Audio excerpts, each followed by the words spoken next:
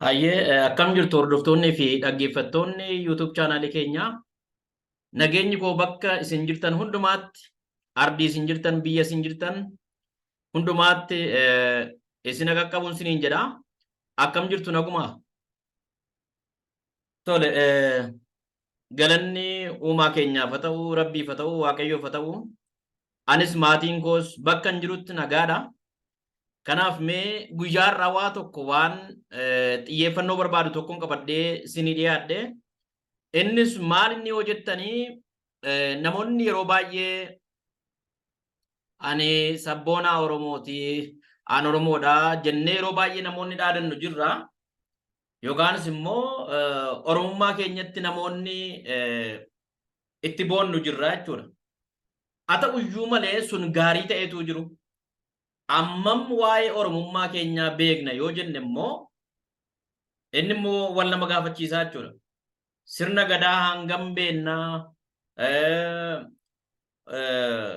jalqabbii Oromoo hundee hortee Oromoo hammam gadi fageenyaan beekna inni jedhu immoo wal nama gaafachiisaa jechuudha. Keessumattuu dhaloonni si'ana jirru kuni waggootii 30, 40, 50 as jirru kuni kanarratti hubannoon keenya baay'ee gadi bu'aa waan ta'eef har'a mee waan tokko isinii qabadhee dhiyaadheera. Gara sanatti isin dabarsaa jechuudha. Egaa innis maa inni yoo jettanii kunoo akkuma isin ilaalaa jirtan Oromoon tokko Oromoo ta'e hidda dhaloota isaa Oromummaa isaa Oromoon immoo hammam bal'ata isa jedhu hortee meeqa qabaa, eenyutu eenyuun ore, eenyutu eenyuun dhalche, jalqabbiin isaa eessaayyuu kan jedhu sana walii wajjin ilaallachuudha. Egaa akkuma isin jalqaba irratti ilaaltanii Oromoon jalqabarra jira. Hortee Oromoo immoo bakka lamatti qoonnee ilaallaa jechuudha. Oromoon ilmaan lama dhalchee isaanis Booranaa fi Baarentuu jedhamanii beekamu jechuudha. Isa kana namoonni ijoollee keessan daa'ima ola deeman dargaggoota qarreef qeerroo akkasin sirriitti nu barsiiftan kabajaan inni isin gaafadha. Namni eenyummaa isaa hin beeku yoo ta'e, ka'umsa isaa hin beeku yoo ta'e, jalqaba isaa hin beeku yoo ta'e, waan irra jirus beekuu hin danda'u, waan bor itti deemus fuuldura isaas beekuun itti ulfaataa jechuudha. Sababa kanaaf har'a horteen Oromoo maal fa'i, eenyuun fa'i kan jedhu ilaalla. Egaa akkuma silasii kaase Oromoon hortee baay'ee qaba. Oromoon ilmaan lama dhalchee ilmaan sun immoo Booranaaf Baarentuu jedhamanii beekamu obbolaadha jechuudha. Booranni immoo ofii isaatii ilmaan 12 dhalchee jechuudha. Ilmaan 12 dhalchee akkasuma Baarentuun immoo ilmaan 5 dhalchee. Ilmaan Booranni dhalchee 12 sun eenyuun fa'i kan jedhu immoo walii wajjin ilaallaa jechuudha. Inni tokkoffaan Wallagga, lammaffaan Callabba, sadaffaan Goree, afuraffaan Goofaa, shanaffaan Sidaamoo, inni ja'affaan Arii, torbaffaan Dacee, 8 Garrii, 9 Guraa, 10 Girriiraa, 11 Naayiroobii fi inni 12ffaan Gujiidha jechuudha. Kun ilmaan Booranaati jechuudha. Isaan kun 12 ilmaan Booranni horeedha jechuudha. Baarentuun immoo ilmaan 5 inni hore eenyuun fa'i kan jedhu ilaalla. Yookaan immoo ilmaan 5 Baarentuun dhalche eenyuun fa'i kan jedhu immoo gaafa itti deebinu isaan immoo tokkoffaan Xummuugaa jedhama. Dhiifama. Xummuungaa jedhama. Lammaffaan Muraawwaa, 3 Karrayyuu, 4 Humbaannaa fi 5 Qal'oo jedhameetu beekamaa jechuudha. Ilmaan kana 5 kan Baarentuun dhalchee. Akkuma kana immoo ilmaan Baarentuu kun immoo ilmaan adda addaa dhalchan jechuudha. Fakkeenyaaf Xummuungaan ilmaan 3 dhalche. Ilmaan 3 sunis immoo Arsii, asoosaadhaa fi hawaasaa jedhamanii beekamoo jechuudha. Arsii, asoosaadhaa fi arsii jedhamaniitu beekamuu jechuudha. Kana beekuun wanta guddaadha. Oromoon ijoollee isaa ilmaan isaa barsiisuun baay'ee barbaachisaadha jedheen yaada koo isiniif qooda.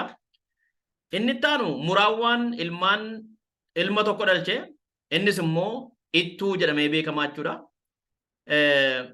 Ittuun immoo ilmaan 10 dhalche.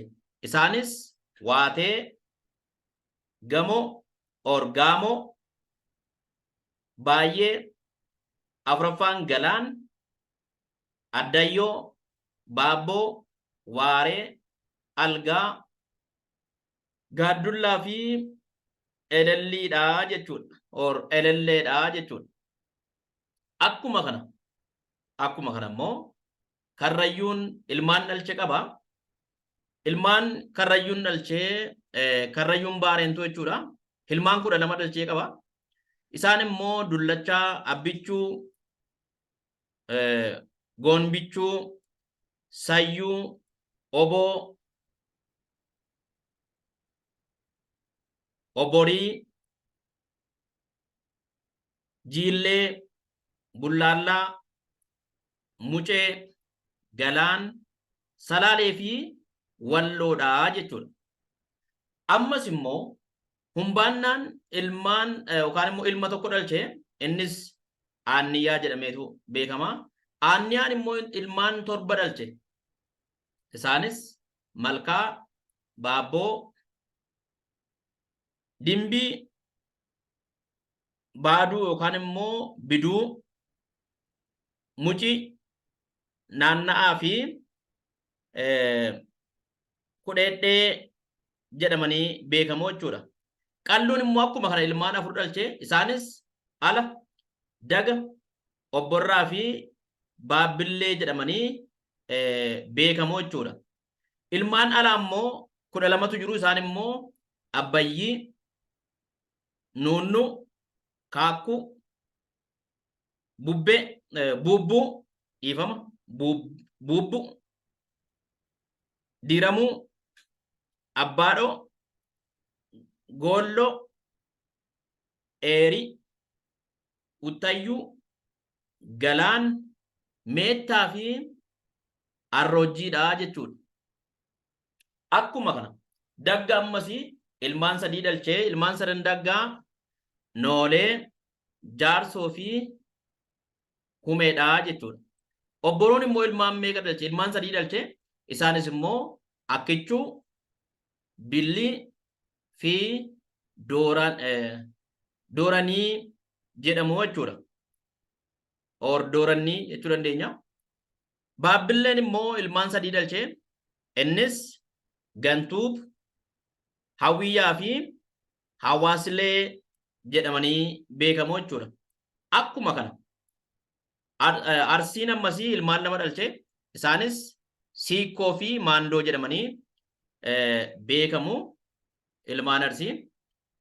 Siikkoon immoo ammas ilmaan 5 dhalche. Isaanis Bullallaa, Wucaalee, Woojjii, Jaawwii fi Ilaanniidha jechuudha. Akkuma kana Mandoon ammasii ilma Arsii jechuudha. Ilmaan 7 dhalche. Isaanis Raayituu Raayidoo, Hawwaxxuu, Karaara, Karrayyuu, Meettaa, Arroojjii fi Garjeeda jedhamanii beekamoo jechuudha.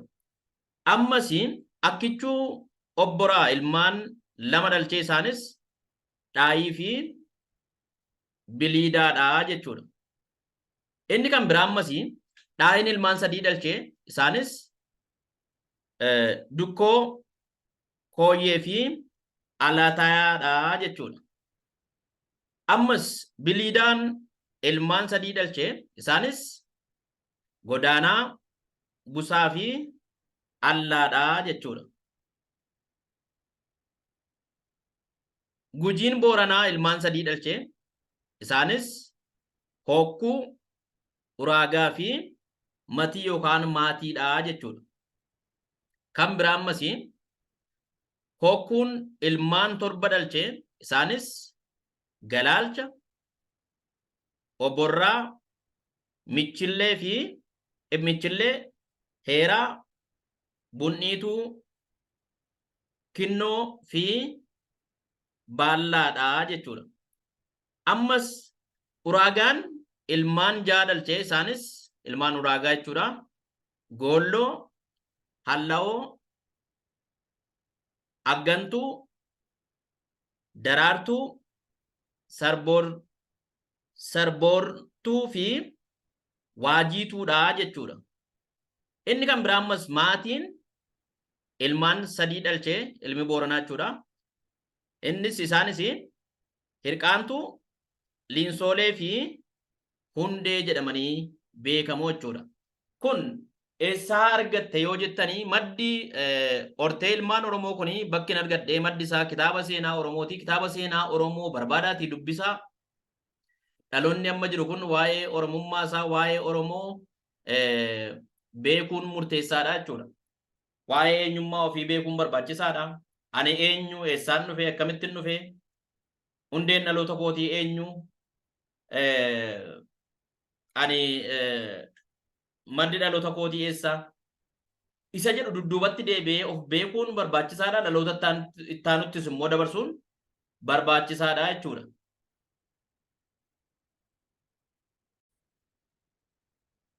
Kunis maaliif namoonni yeroo baay'ee maal jedhu ati Oromoodha yoo jettanii gaafattan eeyyee Oromoodha. Oromoon eessaa dhufee akkamii yoo jettaniini Oromoodha kan maal Oromoo lama jiraayi lafa barbaadee dhufu waaqa tuumee Oromoodha siin jedheetu dubbii ukkaamsee darbuu barbaada jechuudha. Sababa ka'umsa ofii qoratanii beekuu wallaaluu irraa kan ka'edha kun waan akkas ta'u sun immoo barbaachisaa miti jechuudha. Kanaaf nuyi akka sabaatti akka ummataatti akka Oromootti eessaa dhufne sirni bulchiinsa keenya maal fakkaata ture? Caasaan gadaa maal fakkaata? Caasaan Oromoon ittiin dhufe maal fakkaata kan jedhu dhalootatti labata ittaanutti dabarsuudhaaf sirriitti irra gadi fageenyaan beekuun nurraa eegama. Isa kana assaayimentii isaa yookaan hojii manee isaa fudhachuun tokkoon keenya irraa eegama jechuudha. Kanaafuu maalummaa Oromoo dhaloota ittaanutti dabarsuudhaaf yoo xiqqaate waa'ee Oromoo beeknee illee beeksisuudhaaf har'a kan hin qabadhee dhufe dhimma hortee Oromooti. Eenyutu eenyuun dhalchee eessarraa dhufe kan jedhu qaccee jechuudha.